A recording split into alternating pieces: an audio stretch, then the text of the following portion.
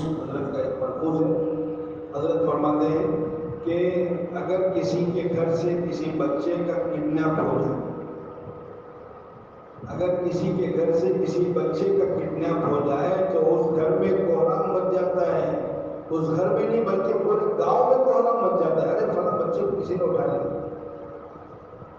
یہ جملہ کہہ کر حضرت فرماتے ہیں یاد رکھو اگر تم نے تمہارے بچوں کی دینی تعلیم کا انتظام نہیں کیا، یاد رکھو اگر تم نے تمہارے بچوں کی دینی تعلیم کا انتظام نہیں کیا، تمہاری ماؤں کی گود سے لاکھوں بچوں کا کڈنیپ ہونے والا ہے بغیر کسی شور شرابے کے. کوہرام نہیں مچے گا، آواز بھی نہیں آئے گی، چیخ پیٹ بچے کو پکار بھی نہیں. وہ آج کے دن کی بات حضرت سنا رہے تھے آج سے 50 سال پہلے پیشن گوئی کی طرف. اب جو نصاب تعلیم اسکول کا بنایا گیا اس نصاب تعلیم کے تحت میں اگر ہمارے بچے اسکول جا رہے ہیں کوئی ایک بچہ بھی ڈھورا مکتب نہیں آ رہا ہے تو کیا ہوگا اس کا؟ اس کی فکر کیوں کون کرے؟ یہ اس وقت کے حالات، اس وقت کا یہ پس منظر. تو ایسے وقت میں ماشاءاللہ جو جماعت یہاں بیٹھی ہے یہ تو مدرسین نہیں ہے بلکہ یہ تو معاونین کی جماعت ہے اور پورے گجرات سے یہاں حضرات آپ حضرات تشریف لائے ہیں. بس یہی میری اپنی دل کی بات آپ حضرات کے سامنے رکھنا چاہ رہا ہوں کہ جو کام گجرات میں ہو رہا ہے وہ کام کو اور زیادہ مضبوطی کے ساتھ اور پورے ملک کو سامنے رکھ کر یہ کام کو کریں. وجود مکتب، مثالی مکتب، منظم مکتب، مثالی مکتب، معیاری مکتب، اور پورے ملک میں کوئی آبادی نہ بچے، کوئی گاؤں نہ بچے. بلکہ ہمارا تو کہنا یہ ہے اگر کسی گاؤں میں ایک مسلمان کا گھر ہے تو اس کو بھی نظر انداز نہیں کرنا چاہیے. 5 گھر ہیں وہاں مسجد نہیں ہے، اذان نماز نہیں ہوتی، تب بھی ہم کو اس گاؤں کو نظر انداز نہیں کرنا چاہیے. کام کرنے کا طریقہ وہاں یہ ہوگا کہ روزانہ اگر کہیں پڑھانے والا آپ کو نہیں مل سکتا تو ہفتے میں 1 دن کی تعلیم کا نظام بنائیں. ہفتہ واری مکتب شروع کریں. ہم 4 قسم کے یہ جو 4 مراحل مکتب کے میں نے سنا ہے مکاتب 4 قسم کے ہونے چاہیے. ایک بچوں کا مکتب، بالغان مکتب، مستورات مکتب، ہفتہ واری مکتب.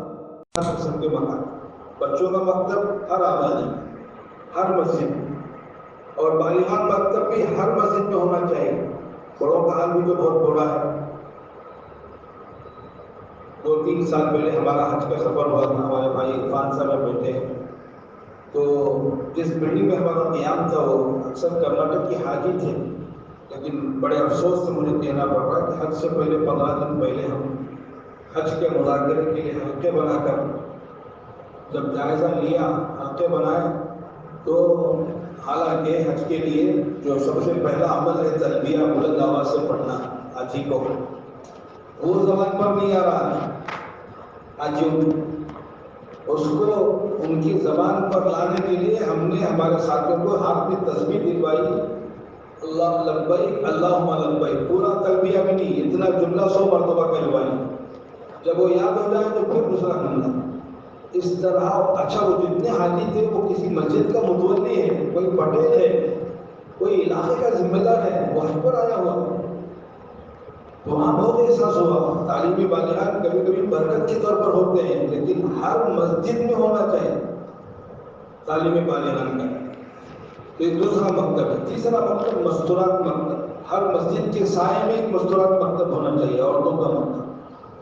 اور چوتھا مکتب ہفتہ واری مکتب. ہفتہ واری مکتب 2 قسم کے ہیں. ہر بڑے شہر میں ہفتہ واری مکتب کالج کے بچے اور بچیوں کے لیے. جو بچے کالج میں وہ روزانہ کے مکتب کو نہیں آ سکتے، جو 10ویں پہ ہیں، جو 10ویں کلاس میں ہیں، 11ویں میں ہیں، 12ویں میں ہیں، ان کے پاس اتنا وقت نہیں ہے چونکہ تعلیم کا بوجھ اتنا زیادہ ہے اسکول کی تعلیم کا، وہ روزانہ کے مکتب کو نہیں آتے. ان کو ہفتے میں 1 دن بلائیے مسجد کے اندر. ابھی ایک نیا فتنہ ہندوستان میں، پہلے فتنہ یورپ میں تھا، نیا فتنہ ہندوستان آ گیا ہے. یہ ایکس مسلم والا تھا، ایکس مسلم. یہ فتنہ یورپ میں تھا، ابھی گجرات بمبئی میں آ گیا ہے، کرناٹک میں ہے، کیرلا میں ہے. یعنی سابق مسلمان، جیسا ہماری زبان سے ہم یہ کہتے ہیں سابق وزیر ہے، سابق استاد ہے، سابق مدرس ہے، سابق امام ہے، ایسا سابق مسلمان اور اتنا خطرناک فتنہ ہے یہ، خصوصاً کالج کے بچے اور بچیاں اس سے بہت متاثر ہوئی ہیں۔ وہ ان کے ویڈیوز، ان کے یوٹیوب چینل بنے ہوئے ہیں، اس میں وہ کہتا ہے میں 50 سال سے اسلام پر تھا، مسلمان تھا، مجھے اسلام سے کوئی فائدہ نہیں ہوا، اس لیے میں نے اسلام چھوڑ دیا، اور نام دیا ہے اس تنظیم کا ایکس مسلم۔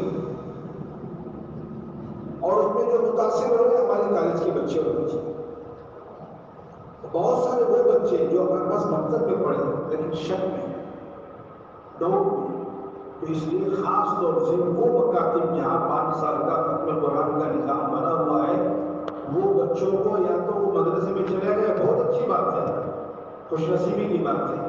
اگر خدا نہ خاصہ وہ بچے مدرسہ نہیں جا رہے، وہ کالج جا رہے، ڈگری لے رہے، تو ان بچوں کی حفاظت کا ایک ہی ذریعہ ہے تبلیغ، یا تو علماء کے ساتھ وہ جڑیں یا تبلیغ سے، پھر جماعت والوں کو ان کی دیکھ بھال کرنا چاہیے، ان کی نگرانی کرنا۔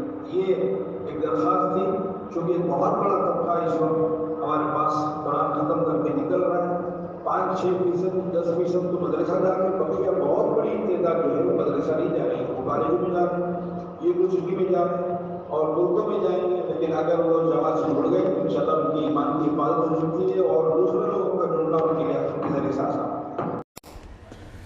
Thanks for watching.